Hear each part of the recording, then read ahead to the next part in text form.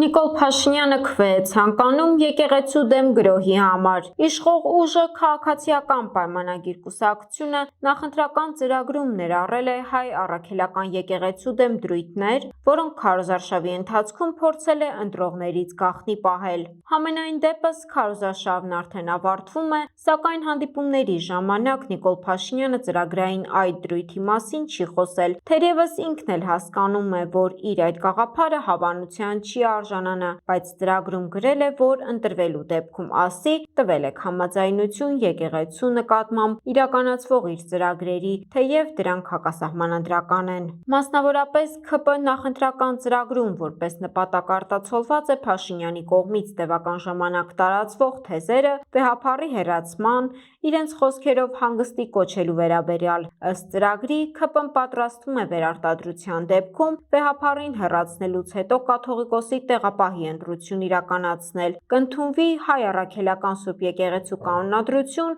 որով կբարձրացվի հոգևորականների բարևարկության հարցը։ Հայ առաքելական Սուրբ եկեղեցին կազմաքանդելու իրենց պլանի իրականացումը ՔՊ-ն փաթեթավորում է իբրև բարենորոգման գործընթաց, եւ սա այն դեպքում, երբ Սահմանադրության 17-րդ հոդվածն ուղղակի ամրագրում է կրոնական կազմակերպությունների գործունեության ազատությունը, որ անջատ են պետությունից, իսկ 18-րդ հոդվածով էլ Հայաստանի Հանրապետությունը ճանաչում է հայաստանյաց առաքելական Սուրբ եկեղեցու որպես ազգային եկեղեցու բացառիկ առաքելությունը հայ ժողովրդի հոգևոր կյանքում, նրա ազգային մշակույթի զարգացման եւ ազգային ինքնության պահպանման գործում։ Այսինքն պետությունն իրավունք չունի միջամտելու եկեղեցու գործերին, առավել ևս այսպես կոչված բարենորոգում իրականացնելու, ինչը ՔՊ-ն նախատեսել է իր նախընտրական ծրագրում։ Այլ խոսքով իշխող ուժը հակասահմանադրական իր նկրտումները սևով սպիտակի վրա ներառել է իր նախընտրական ծրագրում։ Հայաստանյաց առաքելական Սուրբ եկեղեցու բարենորոգման օրակարգը ծառայում է եկեղեցին քաղաքականությունից դուրս բերելու միջոցով սահմանադրական կարգի լիարժեք վերականգնմանը, պատճառաբանում է ՔՊ-ն, իսկ արդյոք եկեղեցին երբևէ եղել է քաղաքականության մեջ ու երբ սկսվեց քաղաքական իշխանության գրոհը հայ առաքելական եկեղեցու դեմ, որի դերակատարումը հայապահպանության գործում